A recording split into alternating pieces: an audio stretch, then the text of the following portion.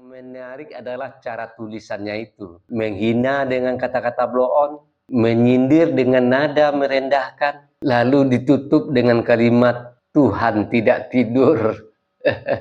Yang menarik juga bagi saya adalah kata-katanya, kekuasaan mengubah sifat. Dia sendiri yang belum pernah mendapat kekuasaan sudah sangat berubah menjadi tidak baik. Lucu kan?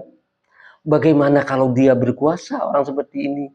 Atau grupnya berkuasa? Maka timbullah pertanyaan bagi saya. Sejak kapan orang menghina itu tanda bertakwa? Sejak kapan merendahkan sesama jadi tanda paling benar? Mengenai tulisannya itu yang menyebut Pak Jokowi minta 3 periode, itu yang selalu diulang-ulang padahal dia tahu kebenarannya. Semua orang tahu kebenarannya. Tapi dia memang ingin mengelabui masyarakat awam.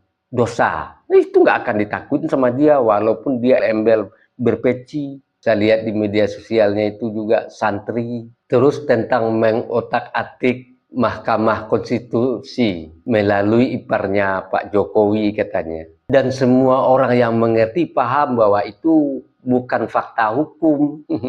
Bukan fakta hukum yang diketahui secara resmi. Tetapi itu ada.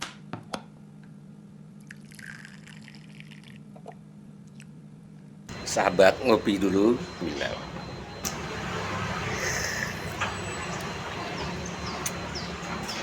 Bagi sahabat yang mau sloki unik ini, sloki tengkorak, ya silahkan klik keranjangnya ya. Sahabat bagi perokok tahu persis rasanya ketika dia mau menyalakan rokok di pinggir pantai atau di tanah lapang. Itu pasti banyak angin, dan untuk merokok menyalakan koreknya pasti kesulitan, pasti padam oleh tiupan angin. Tapi semuanya tidak akan terjadi lagi jika korek kita ini kapasitas gasnya besar dan apinya kuat, tidak akan padam ditiup angin. Jadi jika sahabat ingin korek seperti ini, cek di keranjang produk.